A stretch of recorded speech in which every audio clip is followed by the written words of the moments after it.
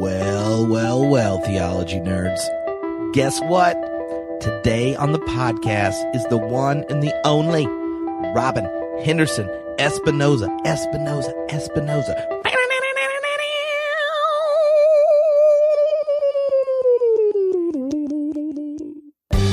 That was an air guitar. Anyway, Robyn is on the podcast. Robyn is not only a PhD in constructive philosophical theology and ethics, not only is Robyn a queer activist, a Latino scholar, a public theologian, Robyn is the activist theologian. And at the end of this podcast, we're going to ask you, do you want to go activist theology? Hashtag go activist theology. That's how you say yes to the Lord. Well, Robyn is awesome, a very, very, very, very dear friend, and I'm super pumped that they is on the podcast. Now, here's the thing. You're going to be listening to this, and you're going to say, this theology is getting feisty, and something's bubbling up in my soul. I might have to do something. And I'm going to say, it's not indigestion. The sweet Lord Jesus is using Robyn to mess with your headpiece. And that's just how they rock it. Okay? Now, before we jump into this amazing podcast with my friend, I want to tell you, I love doing this podcast. I love homebrew Christianity. I love getting to meet and engage with a lot of you. And I want to give a shout out to a couple special people. That's right. Members of the homebrew Christianity community. I want to give a shout out to Paul Banks, Rockford Johnson. What a cool name. Rockford is a first name. I think if my name was Rockford Johnson, I would want to put it on my name tag in its entirety all the time. And you know, what is Rockford Johnson's nickname? I want to know, Rockford. Holler at me and tell me.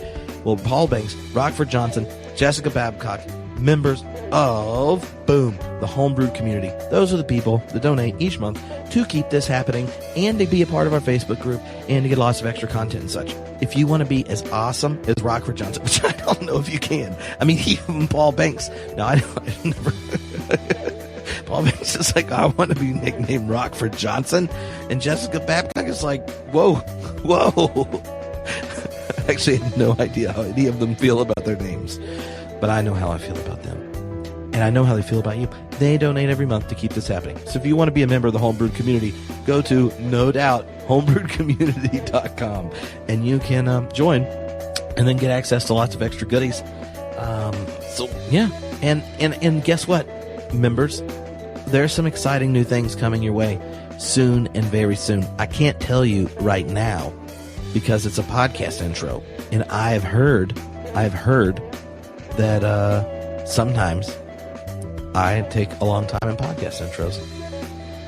I actually got that question on Twitter this week. By the way, this is Tripp joking around about it because he likes podcast intros. And people are like, sometimes you take forever to get to the interview, Tripp. And sometimes you start making jokes and laughing at your own jokes all by yourself in a room. And I say, yeah, I do. And here's the thing. Some people may be coming just today because it's Robyn's interview and you saw Robyn tweeting. You're like, I'm going to go hear that. Then you're like, Tripp has a weird sense of humor. I'm glad Robyn and Tripp are friends. I don't want to be his friend because his sense of humor is odd. And there are some people who listen. They just listen every once in a while, right? Because it's an interview or something they want to see. Others, those of you that listen like within the first 48 hours. There are like 17,000 people within the first 40 hours that almost always listen. Those people consistently say they listen more. It's like 2/3 favorite part is long intros and stuff. They like, don't cut it. The other third are like, I don't like long intros. I just want you to get straight to the nerdy part. No, don't let me know you're having fun before the interview starts. And for them, I would just like to let you know there's a skip button. Because there are some of your friends next to you who, they like this part. So this is like when you're sitting there at a church council meeting and some people say, I don't really like all these prayers and things at the beginning. If we could just sing and preach more, maybe have longer sermons, I would really like it. And other people go, what? No more than 12 minutes on the sermon. I would like to sing all the verses of the hymns. Why would you want to sing all the verses of hymns? I don't even know what the hell they're talking about half the time anyway. And then they start getting a thing. And then you're just trying to be mature. You're like, listen, some things are for you, some things are for others, and at different points in your life, different things might matter more to you, but we as a group, as a collective, are coming to worship together and maybe more potlucks is a solution. Because who doesn't love potlucks? I'm going to guess people with food allergies, because you don't know what's in a lot of the dishes. Okay? But if you don't have a lot of food allergies, potlucks are great because you have like all these options. And anyway, shout out to Jessica Babcock, Paul Banks, and Rockford Johnson joining the podcast. And this is going to be an invitation in this episode to become an activist theologian. Hashtag #GoActivistTheology. And if you are in the internets and you become an activist theologian by hashtag #GoActivistTheology, then this is a secret, but I have a collection, a little activist theology surprise collection that I'm going to give to somebody who either on Facebook, Instagram, or Twitter says hashtag #GoActivistTheology. All right? But I think Robyn's going to pick. Whoever has the coolest #GoActivistTheology tweet is going to win a prize. It's a collection of books that are activistly themed and connected. So buckle your safety belt. Here we go. My conversation with my friend, Robyn.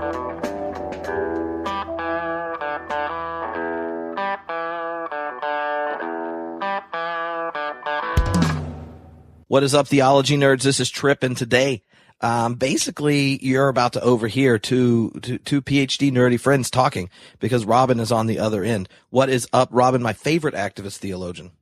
I'm the only activist theologian you have. I'm here. Well, I mean, I feel like it is the title of an upcoming book. It is. It should be trendier. It should be trendier. Yes. We're going before the end of this episode to double, maybe even triple the number of activist theologians. So let's do it. If you want to go there, then and you're listening, you want to hashtag it #GoActivistTheology, and then we know you joined the ranks. You joined the ranks. But so maybe before jumping in and talking about activist theology and what really what a time it is to be writing that book and doing that work. Tell us a little bit about yourself and how you became a theologian and an activist.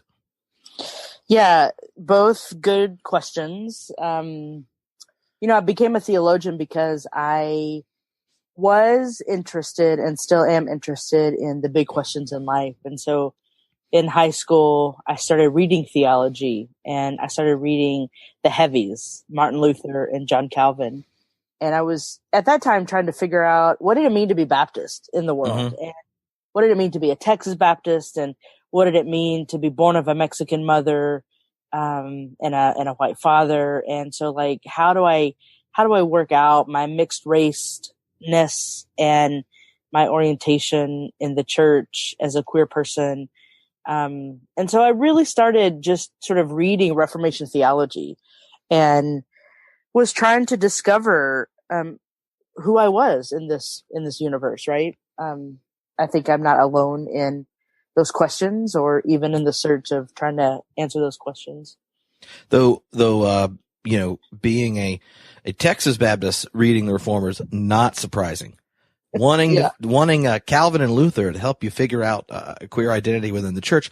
Now that sounds like a sandpaper massage. Well, I mean, now Martin Luther did say sin boldly. And so I really thought I was living out, Luther's theology. Right. So, I started reading the Reformers, and, I went off to school to a Texas Baptist University, Hardin-Simmons University, and fell in love with theology and philosophy, and was reading as an undergrad. And I mean, that is really, I think, when I began to understand, like, oh, this is a thing that I'm doing. I'm becoming a theologian. But I think that started in my junior year of high school, mm-hmm. right? Where I was sinking my teeth into folks who were also trying to make sense of how to be in the world, right? And who had really sort of catalyzed their belief in this thing we call church. Mm-hmm. So when you start finding these essentially like dead allies at asking big questions, which if you studying theology and philosophy and the like, you do, what about the questions that humans have always been asking? What about those ongoing conversations? Do you see inspiring kind of contemporary political engagement? Well, I mean, one of the questions that I have been asking for, since I was in high school was, what does it mean to belong? And I think as a trans queer Latinx, that is a question that I continue to ask, right? And I think even today, the church is asking, how do we create a mechanism for people to belong? So I think that's a question that is driving our current movement right now.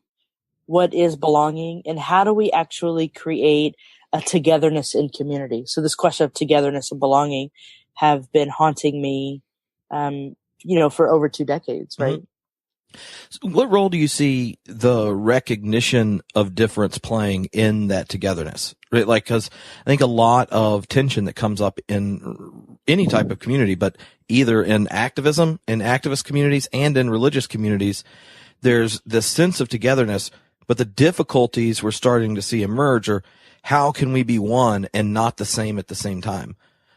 So, this is, if folks are familiar with some of the work that I do, they know that I work on the politics of radical difference. And I get that language, difference, the philosophy of difference, from Gilles Deleuze and Felix Guattari. And, difference is that thing that is without a norm. And, oftentimes we think about norms and values being together, unified. But what I find is that our norms are driving our values. So right now, one of the norms is white nationalism. What comes of that norm is a particular value on the dominant culture, meaning white folks. And that means that Black and brown folks are diminished or marginalized further. So how do we get to a place of togetherness and belonging in a world that privileges white nationalism, for example, right? Like, how do we imagine difference in this moment? Mm-hmm. I think one of the things that we need to think about is that difference. Well, let me just say this: diversity is just a code word for tolerance, and we use a lot of that language, sort of the logics of diversity. And what I want to move toward is a more of a politics of difference, where there are deep practices of togetherness that can hold the complexity of our difference together, right? And that instead of building a community that is a monolith, right, or that is entirely the same, what we have is what I think, Jesus was trying to create, which was these people being on the way, never arriving, working out their, for example, to use biblical language, working out their salvation with fear and trembling. And a way to do that is to harness the politics of radical difference, where you and I are different in lots of ways. And yet we always find a way to be able to come to the table and combine our efforts and our intellectual muscles to do good, right? And this is sort of a Wesleyan value of do good wherever you are.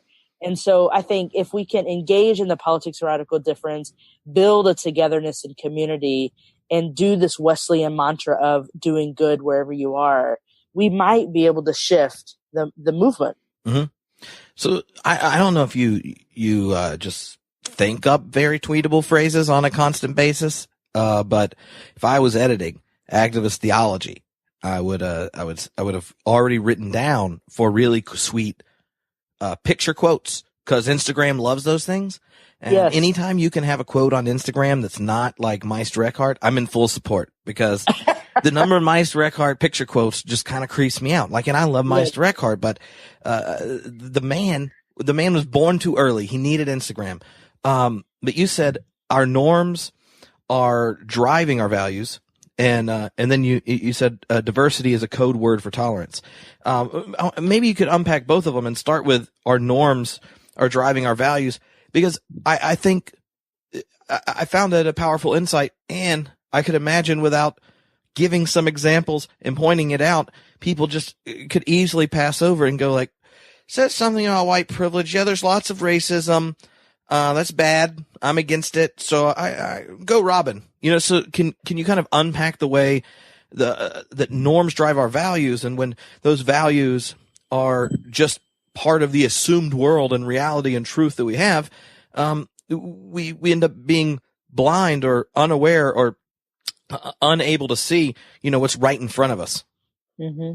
I mean, I think you're summing it up, right? That norms are particular. It's an ideology in many respects, right? Like when we think about what I call the logic of dominance, that norms are a sort of dominant way that create social practices that create things like racism and classism and sexism, right? The norm that the hegemony of the white male is where power is located, right? Many of us know that norm is harmful. And so when we begin to sort of recalibrate how we think about norms and the ways in which they're attached to values, I think what in part we're doing is we're reducing harm against those who are most impacted by the norms that then, I mean, we're all sort of caught up in the value system, right?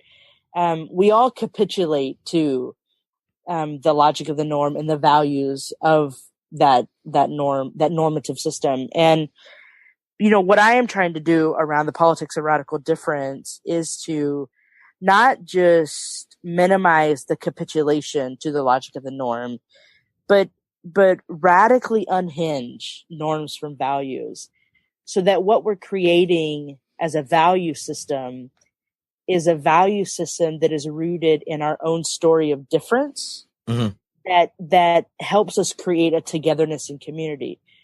I think that's important because the driving norm right now, that of white nationalism, that is our public religion. That norm is our public religion.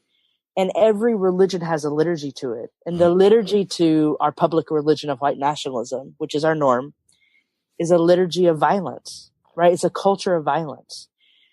So this is why I think we need to completely sort of, what is the mechanical term? Overhaul mm-hmm. our theologies and ethics, right? Is because the theology and ethics that is part of our public square is not rooted in difference, and it's killing people. Yeah. It's killing our earth, in fact. So I mean, I think that helps kind of make sense, especially for more progressive Christians who don't get, all the protests and conversations around protests at football games.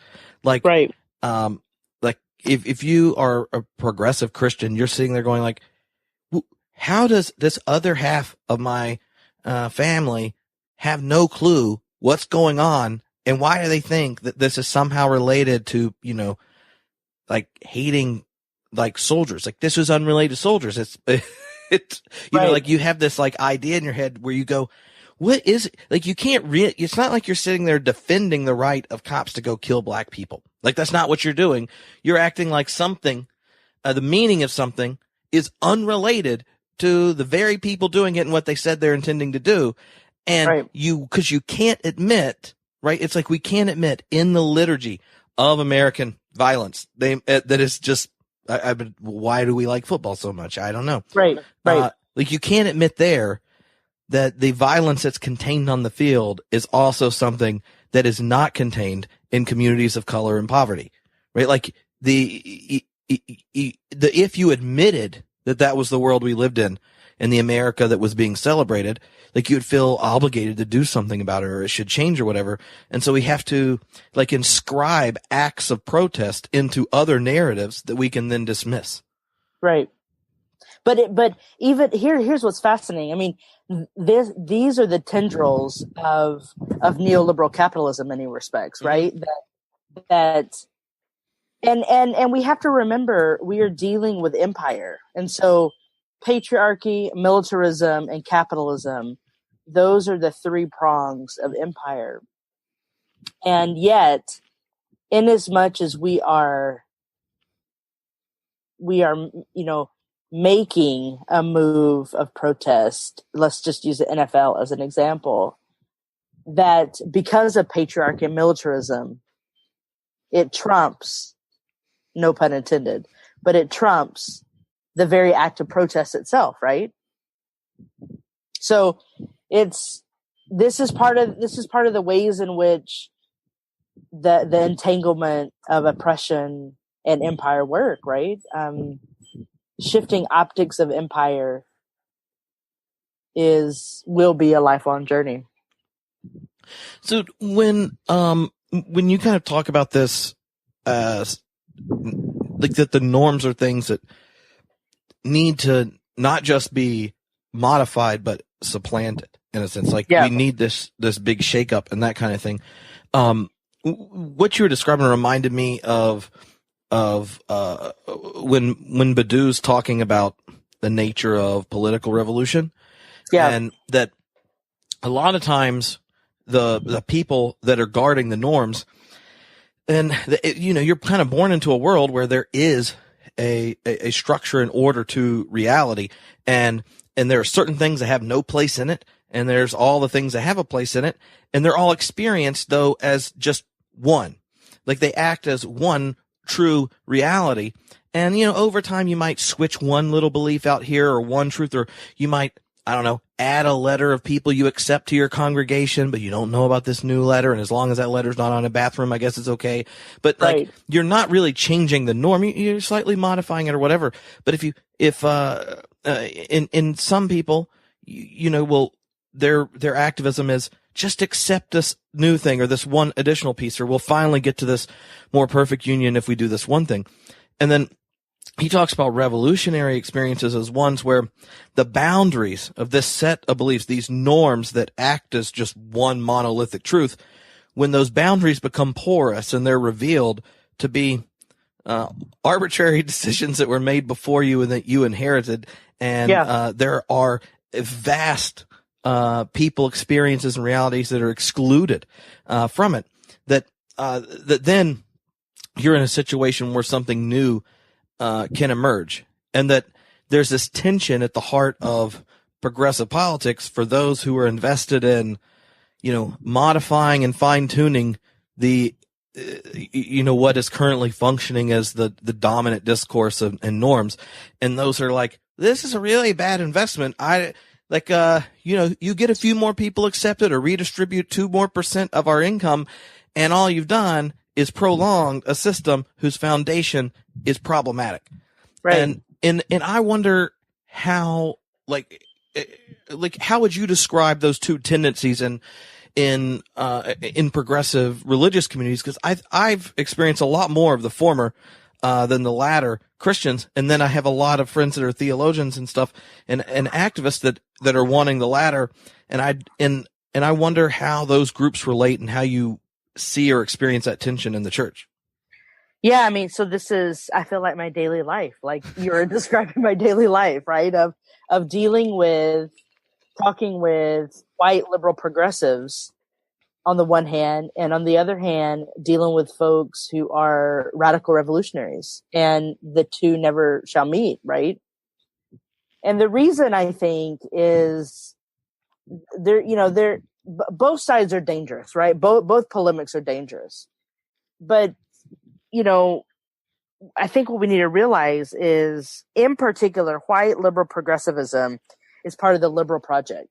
And the liberal project is what is at the core, the center of our political theater right now. The liberal project is a failure in many respects because the rhythm of the liberal project is one of reformation. What we know about Protestants is that they're ready to protest against something, but they never can name their own identity. They never can name who they are. It's one thing I love about the Jewish tradition is that there is this long history of identifying who they are and a deep struggle with ultimate reality.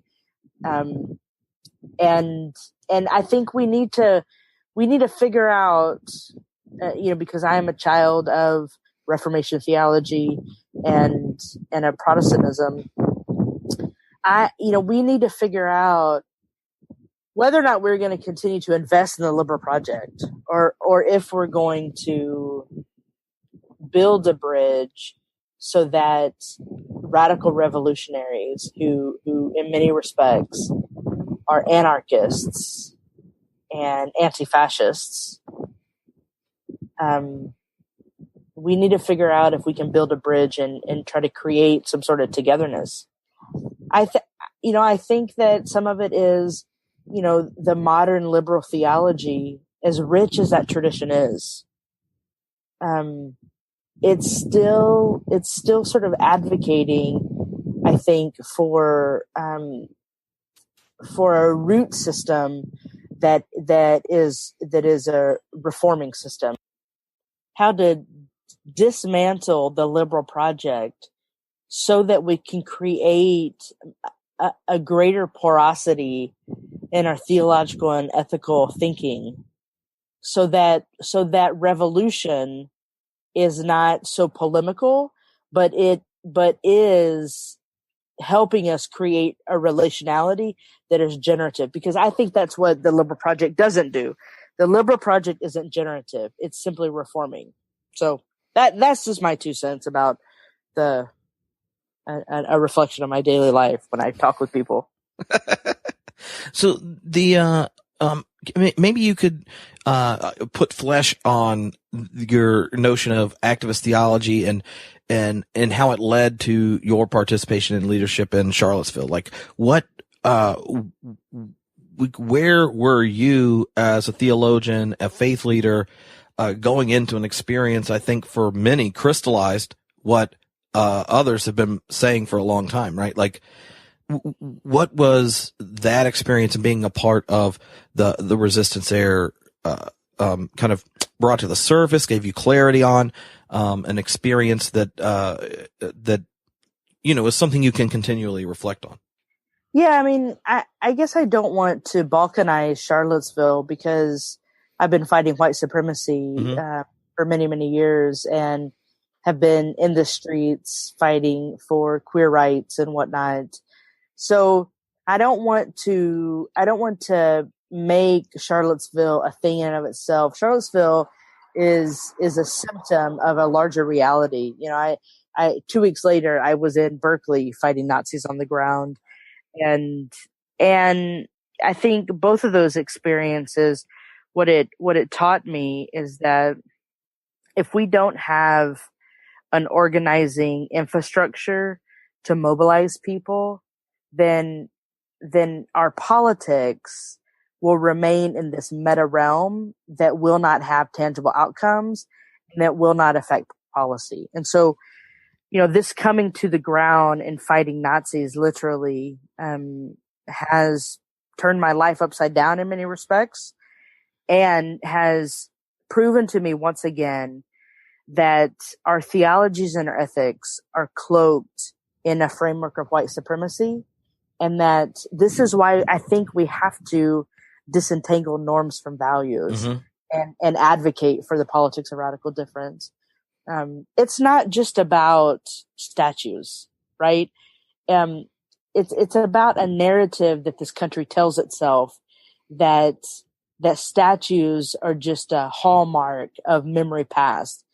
The problem with that is that this country doesn't have a historical memory of the ways in which chattel slavery has impacted all of us and has forced us all into a narrative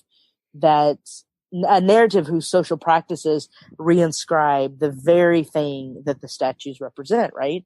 So, becoming an activist theologian has in large part been my efforts, out of conviction really, to move theology out of the academy and into the streets, and to help folks realize our gathering together every Sunday or Wednesday night at church, it should be about not passively receiving a message, but moving into our call and vocation to live out this revolutionary love that Jesus, practiced. So, now I know when in a couple weeks ago I drove across the entire United States and I played a fun game called Check Out Talk Radio in every state on Interstate 40, and I learned a few things. I did not know this. I don't know. I just thought I would fact check. I learned that people like you that go to protests regularly, like if you were in Charlottesville and in Berkeley, that George Soros gives you 6 digits a year. Is that how this works? Like, the paid activist role? Yeah. You get $100,000 or more a year to tell people Jesus and the leftist radical communist agenda. That was on in Arizona. It was definitely on in Arkansas and Texas. So like multiple places I found this out, and I said, I bet Robyn must be rolling in cash. Yeah, I would love that story. I mean, I love that story, Tripp. I love that story. That is not my story. Oh, that is not my story at all. So, if that's sad. So if it's not the 6 digits, what was the moment or experiences of your own kind of life of faith that remain, I don't know, kindling or inspiring, or the battery that has you get up and keep putting on your stole, which is pretty sweet, by the way. Robyn has a very sweet stole. Like, and be the activist theologian. What are those moments of call in the past that you go, okay, this is my vocation. This is where I'm called to. This is where I go back to Bart and, that's Bart, hardcore. We should just pause for a second. Robyn said I went back to Bart. It doesn't happen on Homebrewed Christianity very often that you got a nice Karl Barth shout out. Yep. Huh? But Bart talked about having the newspaper in one hand and the Bible in the other. And we're in a moment where every day when I wake up, I have in the one hand, radical political theology. I have many books in my hands, right? Radical political theology, queer theory. And, recently I've been telling people to reread the gospel. So maybe I have the Bible in the other hand. And every day when I wake up and when I am called to go to a protest, which is quite an honor, I should say, to be called and be asked to show up as a activist theologian. But when I'm called and I don that clergy shirt and my stole, what I'm mindful of is that the question of ultimate reality is what's happening in the streets right now. And I am forever trying to make meaning of the ways in which Black and brown bodies are executed in state-sponsored ways.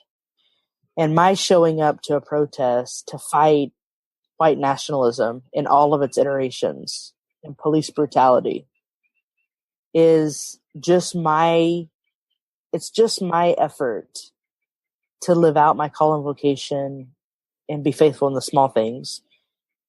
And it's also me just trying to be human with other folks who are trying to be human.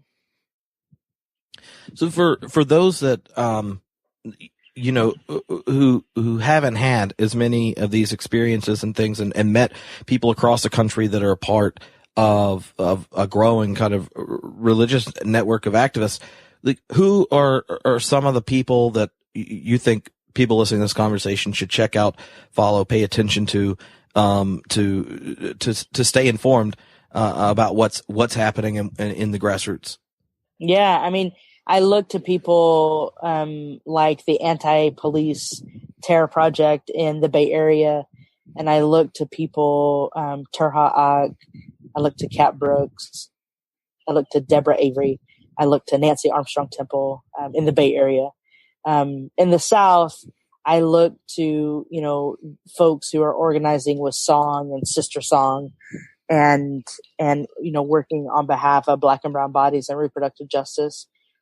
And then I look to people like Mickey Scott Bay Jones, who are trying to literally give birth to healing justice. And then up in the north, up in New York City, I look to people like Jeffrey Kochi, who is at almost every protest in New York City, protesting climate change, protesting Black Lives Matter. And this is a white gay man who was like, look, I have means and privilege. I'm going to move my body into the street. And so, these are the people who inspire me to continue to, be on the front lines and be threatened, right? I mean, my life has changed pretty dramatically after Charlottesville and, around increased measures of security that I have to take. And that is really annoying to me. And also, I'm trying to make sure that my siblings, 7 generations behind me, can survive. I'm thinking about your kids, Tripp, who are going to grow up in a world where they're going to be forced to live out a narrative of white nationalism. And if I can make little moves against destruction to make that different, I want to try. Mm-hmm. So what does hospitality look like for Christians, for congregations who are like, 2/3 with you and 1/3 super uncomfortable, right? Like, so if you are having interactions, I don't know, maybe like, I don't know, a place like Wild Goose or something like that. Maybe. But when someone's like, you know what, I retweeted like at least 13 things she said. It's right there. But I also am like uncomfortable with this one part, but I can't even find words on it. Don't really know what to do. And now I just don't know what to say, but I wish I asked Robyn. Like that. Yeah. I mean, so that's called white fragility. And, that's just something that white folks need to like harness, yes, being white right now is hard, but guess what? Black and brown people are being killed by the police. So let's keep it moving. So, I mean, I just want to say, like, this shit is not comfortable, right? Yeah. I mean, this is not comfortable work. And whenever have we been promised a rose study garden, right? Where it smells nice and looks pretty.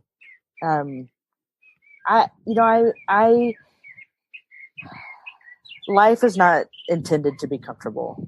We have too much struggle in this world to spend time on what feels good and what doesn't. And, for folks who, and I talk with them, right? People say to me all the time, I really love what you're doing, but it makes me uncomfortable. That's the point. Because it's in the moments of rupture that becoming can take place, right? And the politics of becoming in conversation with the politics of radical difference is where we see the greatest change in our movement. Mm-hmm. And so maybe give an example or story of a time that went well. Like what does, and this is a question I've been asked quite a few times and I don't ever really know the answer, but, when you are a leader of a congregation, right? Space for voices on the edge is one thing until those voices are making demands on everybody there, right? Like, and yet it is that uncomfortability of that prophetic type voice that really provokes any substantive action and things. So, when you've been engaged in different parts of country and activism, what does a church that's being supportive to the movement look like, and not just individuals that come out of congregations or families or communities and that kind of thing? Well, I mean, I think we need to remember that that to single out one marginalized voice can turn into becoming single issue focused. Mm-hmm. And so we cannot just talk about, for example, bathrooms in churches and whether or not they're trans inclusive or trans friendly. We have to talk about bathrooms in conversation with Black Lives Matter. and we have to figure out how to talk about the ways in which racism and the minimization of Black and brown bodies is also impacting, being trans positive, right? So I think we need to remember as leaders in our faith communities to not railroad a discussion into a single issue focus. I think we need to remember to remain deeply intersectional and pull together as many disparate voices as we can and have a robust conversation about how to be community with one another. And that, in the work that I do with churches and other congregations, that's around, bridging across lines of radical difference and decentering the logic of dominance so that those who are most impacted by multi-layered oppressions can actually have a voice in the conversation. Mm-hmm. So right now you're working on a book, Activist Theology. Give us a sneak peek, a heads up, a look into the ideas and things that once you're having to put pages on it, it's like putting flesh on a good sermon, or things like dots start to get connected. So what has this process of writing the book kind of brought to the fore, insights that you're like, yeah, that has to get on the ink? Yeah, it's been interesting writing this book because I think I'm just now getting a sense of what the book is about, right? That when I started the book a year and a half ago, it was a book where I was trying to move theology into the streets.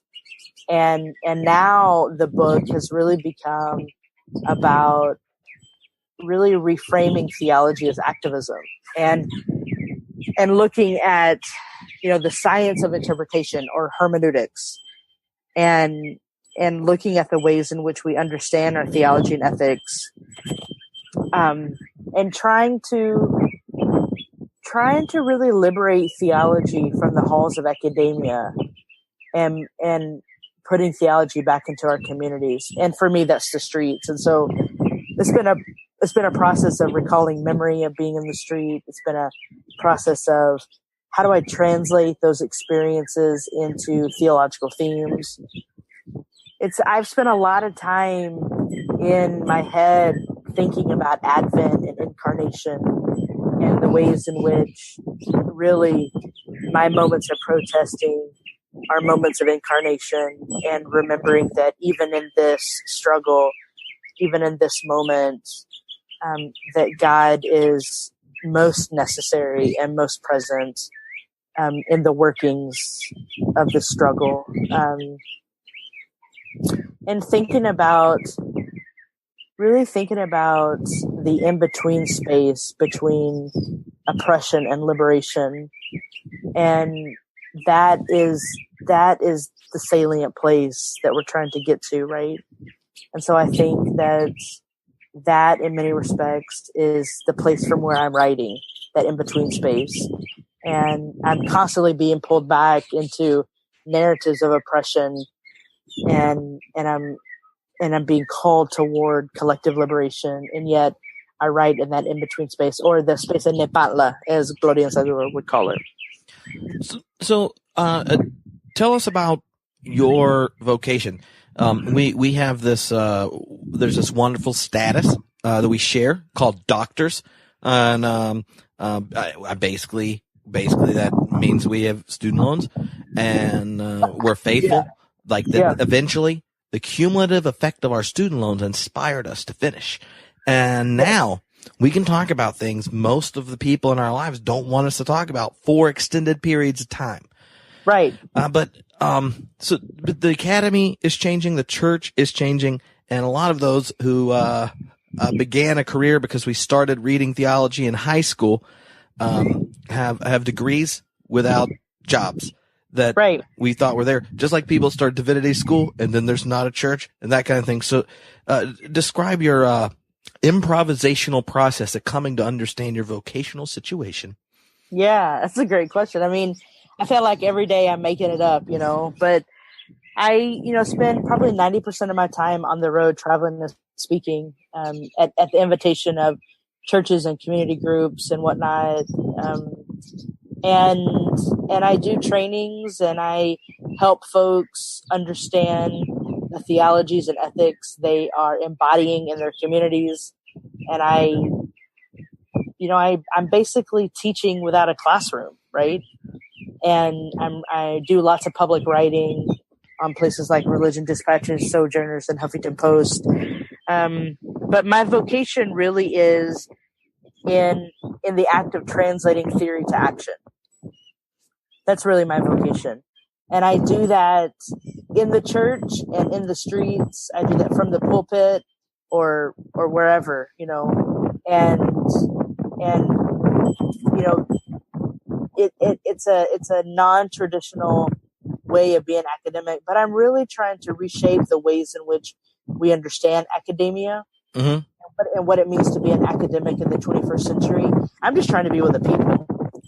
The last thing we need is a talking head. And so I try to spend as much as my time with the people on the ground and hope that I get paid for it. Well, so one of the perks of traveling a lot, if you are someone who likes staying up to talk to people you meet that are cool when you travel and drinking craft beer, is that you have a refined palate assessing craft beer from across the country. So in that time with the people and craft beer, what have been your observations about the current beer scene across the United States? Well, so I'm an IPA drinker, I should say. Praise the Lord. And what I've realized is that IPA is really dominating the country. It is. And that works out in my favor in many respects. And I've learned that, if we're not careful, the craft beer scene is going to turn into another arm of the empire where it's capitulated to neoliberal capitalism. So we got to be real careful in how we continue to build a beer community without it capitulating to the dominant sector, right? And so I'm attentive to that. I try to hang out in small places, in small breweries that don't distribute. I like to hold up in a corner and drink beer. They give me free samples, and I love that. The other thing I've noticed about the beer scene is that the oatmeal stout is something that is having a resurgence. I don't know how I feel about that, because I feel like an oatmeal stout is for the winter, not year round. I mean, I guess unless you live someplace cold. I mean, the problem with an oatmeal stout is that after the first one, you don't want a second and you want a nap. That's what I think. Right, exactly. A high quality IPA, it's nice and dry on the finish. You go pop, it's done, and you like burp. And you get another one. And then you're ready to keep rolling. Because it's like a way of kind of embodied eschatological surplus as an anticipatory protest to the real scarcity that exists in the world, where you're like, no, like oatmeal stout, go to bed. Jesus says multiple IPAs. Right. But what about the different types of IPAs? Because one of the things I noticed driving across the country is, like, when you're in a state where the state doesn't touch water, its IPAs get maltier and a little more bitter, chewy, not that good. You have a little break when you hit Denver, because Denver has tons of beer. But even there, they like a maltier IPAs. There's a couple cool breweries that were part of Beer Camp in Oklahoma, but they tell you, they're like, we make West Coast IPAs. And I'm like, praise the Lord. Yeah. And now that I'm in North Carolina, there's so many new breweries here and exploding and stuff. I'll enjoy 5 or 6 beers, do the little tasters, and then I drink their IPA, and I'm like, yeah, I want to go back to California. I mean, I'm much more of a fan of a West Coast IPA, and it's, I mean, I kind of feel like the West Coast put IPA on the map, and people are trying to duplicate it. And this is the problem.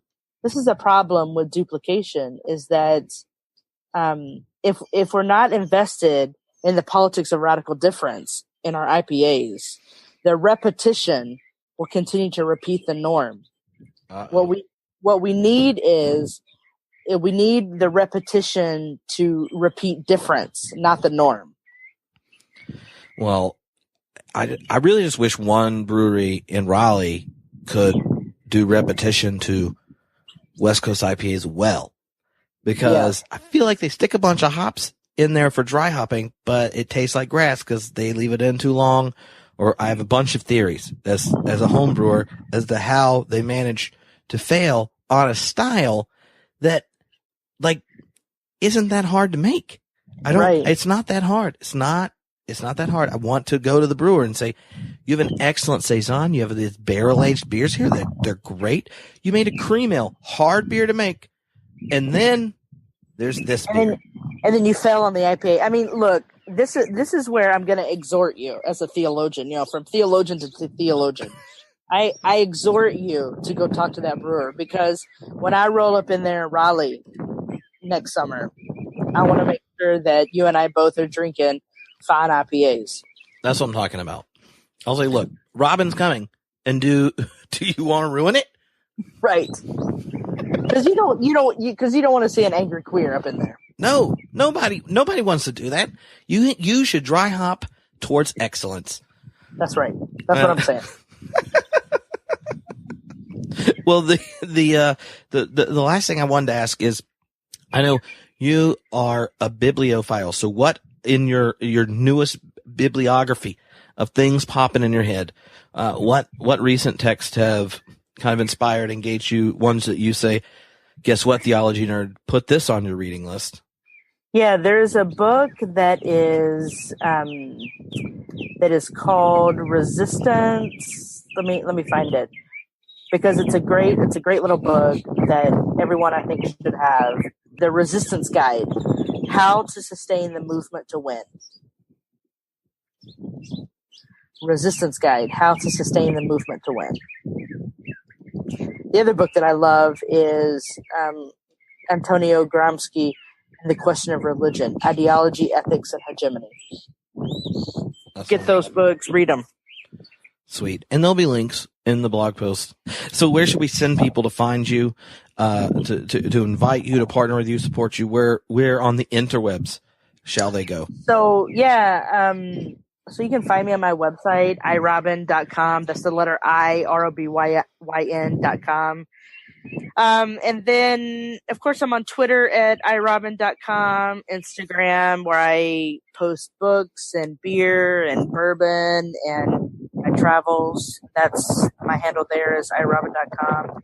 And then if you're interested in the book and being a part of the book project, you can subscribe to my my Patreon site, where you can subscribe to get the curriculum, the book, and a talk. There's all different levels there. So Sweet. Well, thank you very much for hanging out on the internet. And it's good to be here. And arranging birds to sing for us. That's not everyone arranges birds to sing. I try. People are going to go, where did you get all the bird samples for I didn't. Robyn called him up. Was like, can you come sing for us? You're like St. Francis. Basically, yes. Don't ever forget that. I won't at all.